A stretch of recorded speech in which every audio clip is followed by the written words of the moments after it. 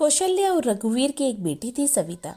सविता को बचपन में ही पोलियो मार गया था, जिससे वे एक पैर से अपाहिज थी। सब लोग उसे दया की दृष्टि से देखते थे और अपने माँ बाप की बहुत लाडली थी। उसकी आंखों में कभी आंसू नहीं आने देते थे। सविता अपाहिज जरूर थी, लेकिन सभी कामों में कुशल थी। स्कूल में भी वह सभी अध्यापकों को प्रिय थी। एक दिन कौशल्या बोली, कौशल्या, सुनो जी, सविता की 11वीं पास हो गई है। हमारी बेटी दिव्यांग है, उसके लिए भी ऐसा ही लड़का ढूंढना पड़ेगा। लगता है उसकी शादी करने में बहुत मुश्किल आएगी, इसलिए अभी से लड़का ढूंढना शुरू कर दो। रघुवीर, हाँ कौशल्या, सही कहती हो। सविता कितनी सुंदर और सर्वगुण संपन्न है, लेकिन पैर की वजह से मेरी बेटी की जिंदगी खराब हो गई। सविता ने अपने माँ और बाबूजी की बात सुन ली। वह पास आकर बोली, सविता, बाबूजी, क्या मैं आप सब पर बोझ हूँ? मेरा पैर खराब है, इसका मतलब ये तो नहीं कि मैं किसी पर आश्रित रहूंगी। फिर कैसे हुई मेरी जिंदगी खराब? कौशल्या, मन छोटा मत कर बेटी, किसने कहा कि तू बोझ है? तू तो हमारी आंखों का तारा है। सविता बोली, माँ, मैं पढ़ाई के साथ साथ कुछ करना भी चाहती हूँ, जिससे मैं खुद पर निर्भर हूँ। इधर सविता की पढ़ाई पूरी हो गई, उधर रघुवीर सविता के लिए लड़का ढूंढने लगे। सविता के लिए परेश का रिश्ता आया। परेश रसायन फैक्ट्री में काम करता था। परेश अपनी माँ और अपने पिताजी, जिनका नाम रमा और मुकेश, के साथ सविता को देखने उसके घर आया। मुकेश जी बोले, अरे बेटा, लड़की का तो पैर खराब है। परेश, पिताजी, अगर मैं दिव्यांग लड़की से शादी करूंगा तो मुझे किसी का जीवन संभालने का सौभाग्य मिलेगा। रमा बोली, बेटा, तेरी जिंदगी है, जो भी फैसला हो सोच संभाल कर लेना। परेश, देखिए सविता जी, मैंने आपकी जितनी तारीफ सुनी, मैं खुद को आपसे मिलने से रोक नहीं पाया। क्या आप शादी के लिए राजी हैं? सविता बोली, परेश जी, मैं एक अपाहिज लड़की हूँ और आप पूर्ण रूप से स्वस्थ हैं। क्या आप एक अपाहिज लड़की को स्वीकार करेंगे? परेश बोले, सविता, मैं जिंदगी भर आपका सहारा बनने के लिए तैयार हूँ, अगर आपको ऐतराज ना हो। सविता बोली, अगर आप तैयार हैं तो मैं खुश नसीब हूँ कि मुझे आप जैसा जीवन साथी मिलेगा। सविता और परेश की बड़े ही धूमधाम से शादी हुई। चारों तरफ चर्चा थी कि एक बड़ी भाग्यशाली है सविता, जो दिव्यांग होते हुए भी इतना अच्छा पति मिला। रमा जी बोली, बहू, आज तुम्हारा पहला दिन है, इतनी जल्दी कैसे उठ गई? आराम से उठ जाती। सविता, माँ, मुझे जल्दी उठने की आदत है, मैंने नाश्ता बना दिया है, आप लोग नाश्ता कर लीजिए। रमा हैरान थी कि एक पैर खराब होते हुए भी सुबह उठकर नाश्ता भी बना दिया। इसी तरह सविता ने थोड़े ही दिनों में सारी जिम्मेदारी अपने ऊपर ले ली। सविता से सभी खुश थे। रमा, परेश, तेरी बीवी लाखों में नहीं करोड़ों में एक है। मैं तो डरती थी कहीं ऐसा ना हो कि एक दिव्यांग लड़की से शादी करके कहीं मेरे बेटे की जिंदगी खराब ना हो जाए। परेश बोला, माँ, मेरा फैसला कभी गलत नहीं हो सकता। आपसे एक बात कह रहा हूँ कि अगर मुझे कुछ हो जाए तो सविता को अपनी बेटी की तरह रखना। रमा, चल पागल, ऐसे नहीं बोलते, वो अभी भी मेरी बेटी ही है। और अगले ही दिन उनकी खुशियों को जैसी किसी की नज़र लग गई। परेश की फैक्ट्री में जहरीली गैस लीक हो जाने से कई लोगों की मौत हो गई, जिसमें परेश भी शामिल था। जब ये खबर परेश के घर पहुंची, घर में हाहाकार मच गया, लेकिन सविता तो जैसे पत्थर सी हो गई। वह खामोश थी, उसकी आंखों में आंसू नहीं थे। वह परेश को यूं ही फटी आंखों से देखती रही।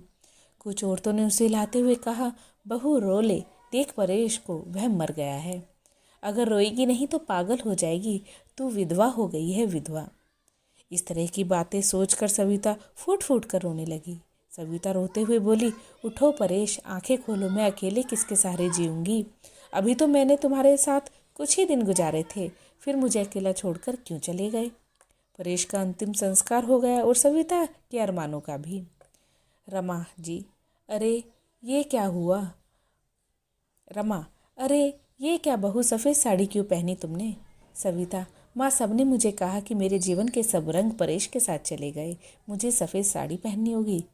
रमा जी बोली, नहीं बेटी, तुम हमारे दुख को और मत बढ़ाओ, आज से तुम कभी भी सफ़ेद कपड़े नहीं पहनोगी। हफ्ते महीने यूं ही शोक में गुजर गए। कौशल्या और रघुवीर सविता को लेने के लिए आए। कौशल्या, मेरी बेटी का जीवन तबाह हो गया, पूरी जिंदगी अकेले कैसे काटेगी, इसीलिए हम इसे अपने साथ ले जाना चाहते हैं। रमा जी बोली, देखिए समधन जी, सविता कहीं नहीं जाएगी। आप उसकी शादी करके कर्तव्य मुक्त हो चुके हैं, लेकिन अब हमारे भी कुछ कर्तव्य हैं। हमारी बहू हमारी बेटी बनकर हमारे पास ही रहेगी। ये कहते हुए रमा ने सविता को गले से लगा लिया। मुकेश जी बोले, हाँ समधी जी, रमा सही कह रही है। हम सविता को आगे पढ़ाएंगे और किसी लायक बनाएंगे। आप चिंता मत करना, हम अपनी सविता को पलकों पर बिठा कर रखेंगे। सविता बोली, माँ बाबूजी, परेश इनके इकलौते बेटे थे, अब वो नहीं है, तो ऐसे में मैं इन्हें छोड़कर कहाँ चली जाऊँ? ये सही नहीं है। मैं इनके पास रहकर इनकी सेवा करना चाहती हूँ। सविता के माँ बाबूजी चले गए। अब सविता अकेली थी। उसके अपना सारा ध्यान पढ़ाई में लगा लिया। ऐसे में उसकी मुलाकात गौरव से हुई, जो कि समय समय पर सविता की पढ़ाई में मदद करता था। गौरव मुकेश के दोस्त का सबसे अच्छा बेटा था। उसका काम के सिलसिले में परेश के पिता के पास आना जाना लगा रहता था। गौरव इंजीनियर था और बड़ा ही सलीन स्वभाव का संस्कारी लड़का था। चारों तरफ औरतें बातें बनाने लगी। एक औरत बोली, अरे देखो कैसी विधवा है, ये सफ़ेद साड़ी नहीं पहनती, पति का जरा भी दुख नहीं है। तो दूसरी बोली, बन सवर कर कॉलेज जाती है बेचारी रमा, और मुकेश का तो बुढ़ापा ही खराब है। तीसरी औरत ने कहा, पहले इस लड़के का घर में आना जाना ठीक था, लेकिन अब परेश नहीं है तो इसे जवान विधवा बहू के घर में नहीं आना चाहिए। लेकिन सविता को किसी की बातों से कोई फर्क नहीं पड़ता था, क्योंकि उसके सास ससुर उसके साथ थे। रमा जब इतनी अच्छी बहू के लिए लोगों के ये ताने सुनती तो वह तड़प उठती थी, रोने लगती थी। सविता ने अपनी मेहनत से बीएड कर ली और विकलांग कोटे में एक शिक्षिका के रूप में नियुक्त हो गई। रमा जी बोली, सुनो, परेश के पापा, हमारी सविता एक टीचर बन गई है। लोग ना जाने उसको कैसे कैसे ताने देते हैं। हमें अब उसकी शादी कर देनी चाहिए। मुकेश जी बोले, सही कह रही हो रमा, विधवा है, अनाथ नहीं जो लोगों की उल्टी सीधी बातें सुने। हम अपनी बहू की शादी धूमधाम से करेंगे। मुकेश ने जब अपनी बहू के रिश्ते की बात कुछ लोगों से कही, तब लोग कहते, अरे मुकेश, तू पागल तो नहीं हो गया? विधवा बहू की शादी करना चाहता है तू? मुकेश जी बोले, हाँ, मैं अब उसकी शादी करना चाहता हूँ। उसकी ज़िंदगी से विधवा शब्द हमेशा के लिए मिटाना चाहता हूँ। तभी गौरव ने आकर के कहा, अंकल, अगर आप सविता को काबिल समझे तो आप अपनी बहू की शादी मुझसे कर दीजिए। मैं उससे शादी करने के लिए तैयार हूँ। मुकेश जी बोले, गौरव तुम? गौरव, हाँ मैं। मुकेश जी ने कहा, मुझे यकीन नहीं हो रहा कि मेरी बेटी तुम्हारे जैसे लायक और होनहार बेटे को पसंद करेगी। मुझे यकीन नहीं हो रहा कि मेरी बेटी तुम्हारे जैसे लायक और होनहार बेटा पसंद करेगा। मुझे तुम पर गर्व है। मैं ये शादी के लिए तैयार हूँ बेटा। तभी मुकेश घर आकर के सविता से कहता है, सविता बेटी, तुम जानती हो मैंने हमेशा तुम्हें अपनी बेटी से बढ़कर माना है। मैं चाहता हूँ कि तुम्हारी ज़िंदगी के अधूरे सपने को पूरा करूँ। मैं तुम्हारी शादी गौरव से करना चाहता हूँ। तुम्हें कोई एतराज़ तो नहीं?